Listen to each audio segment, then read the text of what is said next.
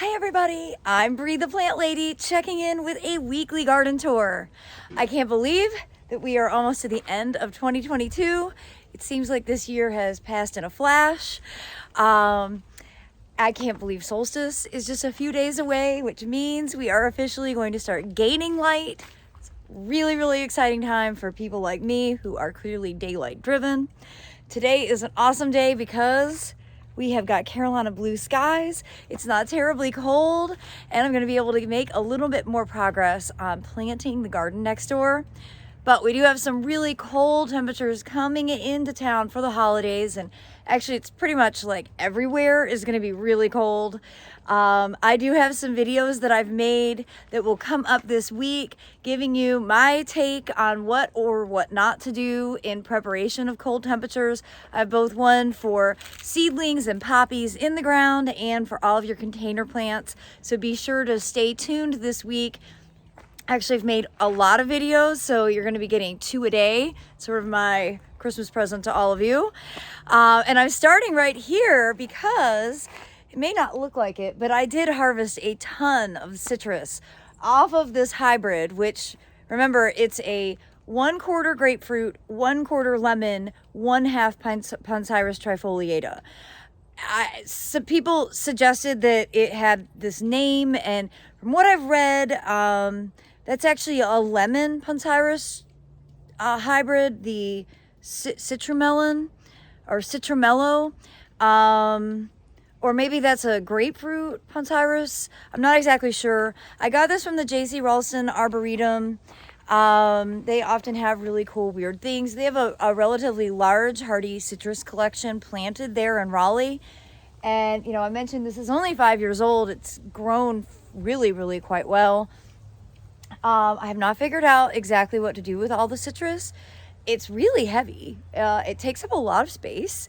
I was thinking I would harvest it all. I'm glad I didn't get the bigger ladder out because honestly I don't know exactly where I would store it all. But I will definitely keep you updated on that. And I did make a shorts. I don't really know what I'm doing as these video technologies change, but I made a short video about my harvesting this. So, you know, you can check that out if you're interested.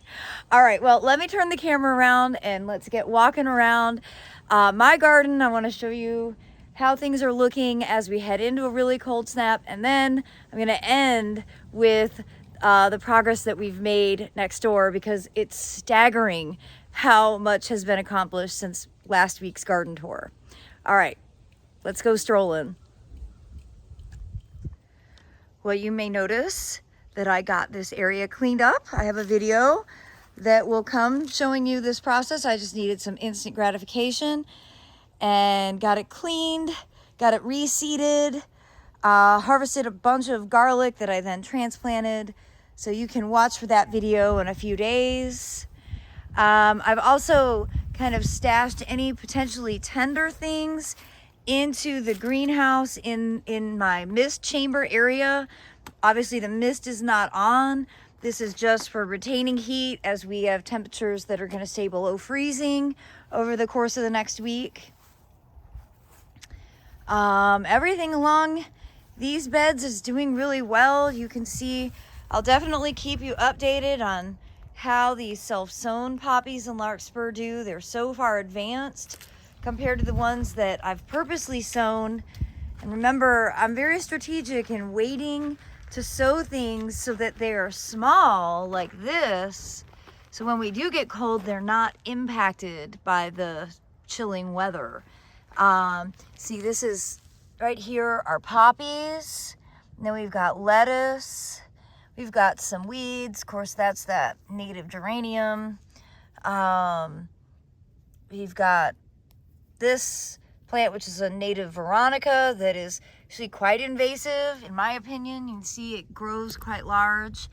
So I have some weeding to do, but I'm not all that concerned. I've got lots of arugula to harvest before the cold snap hits because some of this is tender. It's actually starting to bolt. You can see it's going to start developing flowers, and that might actually get nipped off. So this week before the cold comes, I'm going to go ahead and harvest tons and tons of greens so that I'll have lots of fresh salads for having friends and family over the course of 5 or 6 days next week.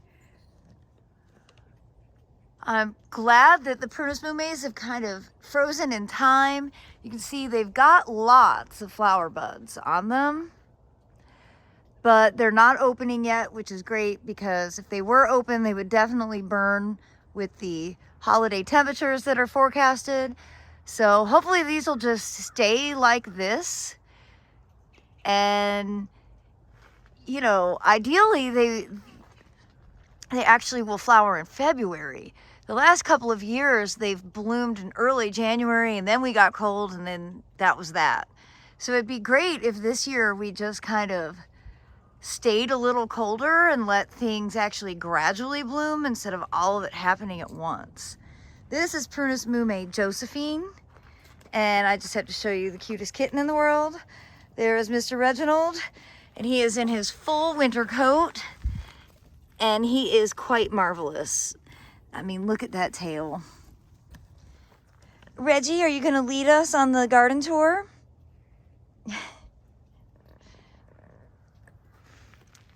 So lots and lots of poppy seedlings in the walkways. These I think should be fine. I mean, generally speaking, I think all of the poppies will be fine. I think right now our low is 16. I'd definitely be a little more concerned if we were getting down into single digits, although not really. I've experienced poppies coming through much colder temperatures, and they really are much more cold hardy than people give them credit for. I haven't gotten this border cleaned up. I'm not really in that big of a hurry. Over here, look at the calendula that I seeded back in August is finally starting to bloom. Broccoli, not quite to size. Not sure. I'm not exactly sure what I'll do about that with the cold. In general, I'm not going to do anything. I might cover a couple of containers, but I'm not really going to go to any great lengths in the garden. I'm going to cut this lettuce. This is part of my plan for serving at Christmas. It's so gorgeous, and I'm just gonna cut the whole thing off right at the stalk. So it'll be really beautiful. I definitely plan to play with some of my homegrown produce that I'll be serving this holiday. If you look closely, you can see the green haze of poppies. And this is a mix of the Reese poppies and Eschscholzia. The Eschscholzia, the California poppy, has this kind of like forked foliage, and then the Reese poppy is the small. The Reese look very much just like the Papaver somniferum at this stage. I just know this is Reese because that's what I sowed here. Of course, here we've got SelfSown larkspur growing quite well, and then lots of that wildfire lettuce mix. And again, when the seedlings are at this stage, the cold really isn't going to do a lot of damage to them, which is the advantage of late sowing. Same thing goes with this bed. You can really see there is just a great layer of poppies germinating in here. And, you know, the heading vegetables that were transplants, and then of course all of the peas are growing. So I'm not going to do anything here.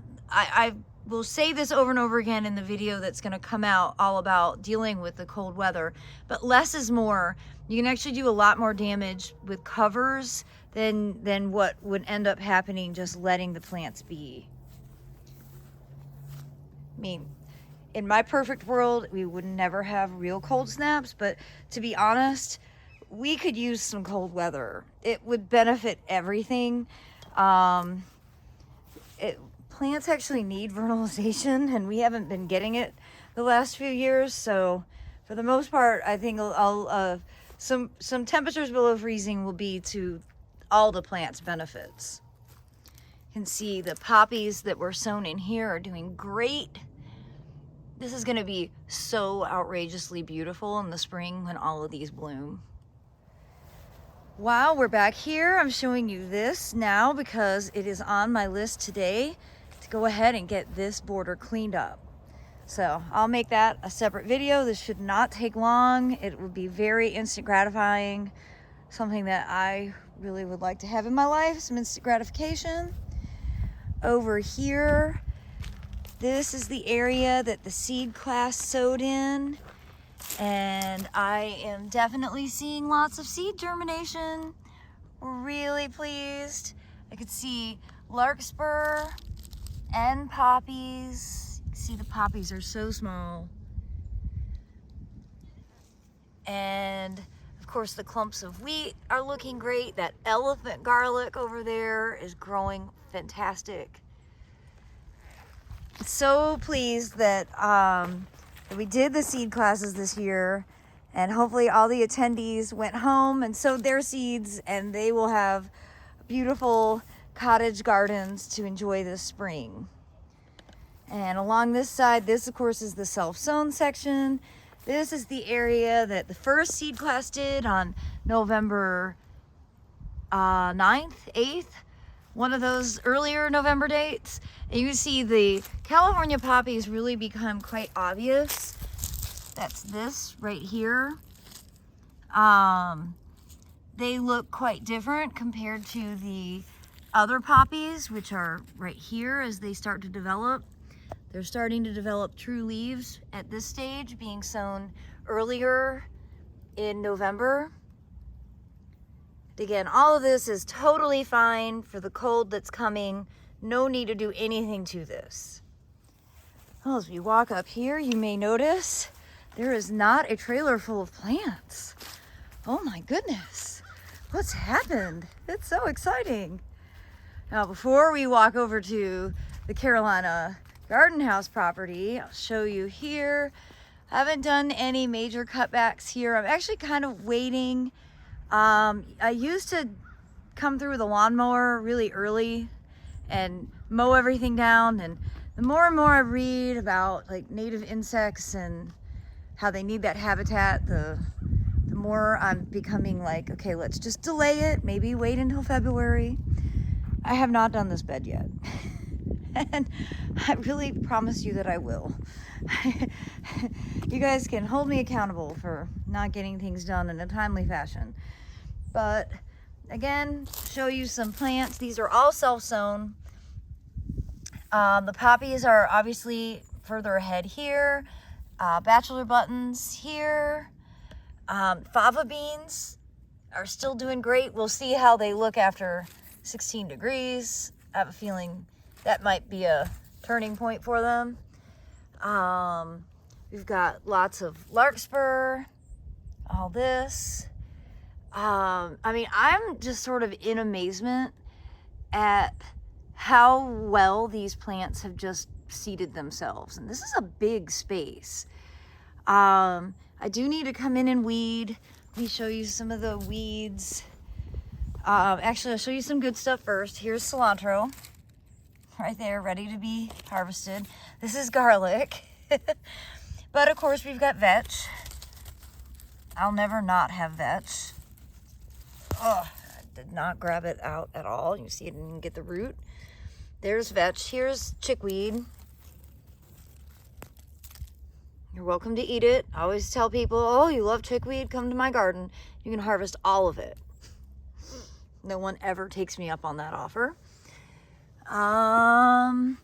What else do I see in here that's a problem? Just lots of vetch really is always perennial the problem. And you know, it can get quite large. It sprawls, it smothers things. And even when you do get the root, you don't actually pull all of it out ever.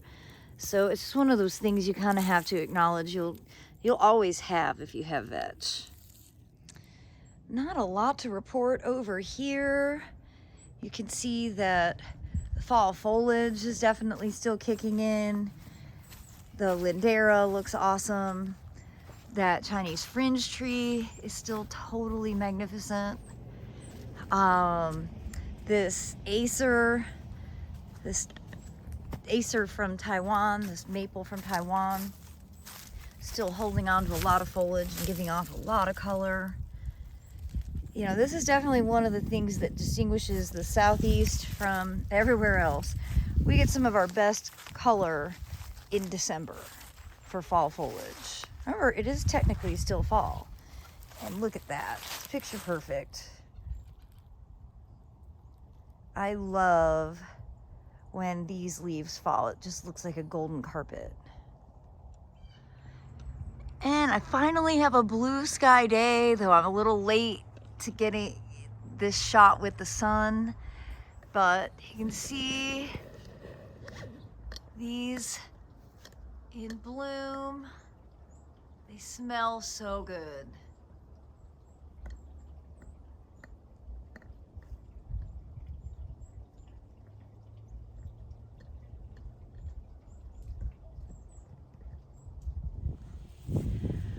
Well, and you can see that the mixed grain wave planting is doing really well, and this is really the point of it being green all winter with the completely dormant centipede turf. This just, you know, really sort of brightens the middle of the front yard. I love this installation. All right, but the main event, the big reveal. Hopefully you've watched the videos that I posted showing how we got the sod removed. That sod cutter was awesome. We moved all of the sod along the driveway.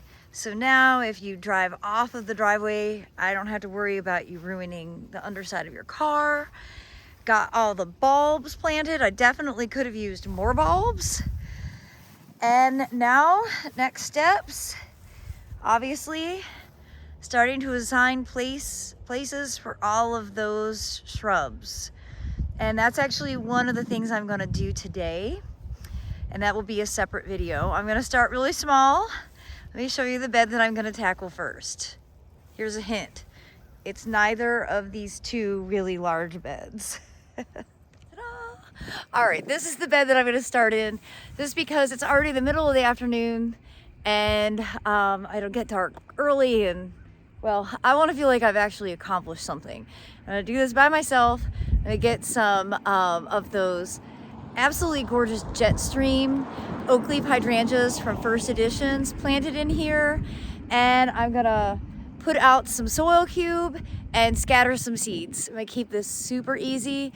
I might go ahead and plant a handful of perennials in here as well. You'll have to watch the video to see what I end up doing in this bed, which is really just designed to hide that utility box. And over here into this perennial border that was planted back in August, everything's doing great. You see the garlic is growing really well. I have a few bulbs that I would like to put in here that I'll probably get done this afternoon. And I did seed poppies last week. I expect that I won't see germination for a little while longer, but I wanted to fill in the gaps with some stuff, and I figured, why not poppies, right? It's sort of what I'm known for. Well, I hope you found today's garden tour to be enjoyable and inspiring. I thought it would be fun to end this video today with just some visions from inside my house. Like I said, we didn't put a tree up, but I have had a lot of fun decorating smaller pieces of furniture, just kind of keeping it simple but festive and garden inspired as always. I am wishing you and your loved ones all the very best for a happy and, most importantly, healthy upcoming holiday. And I look forward to sharing another garden tour update with all of you next week. Take care, everyone, and thanks so much for watching.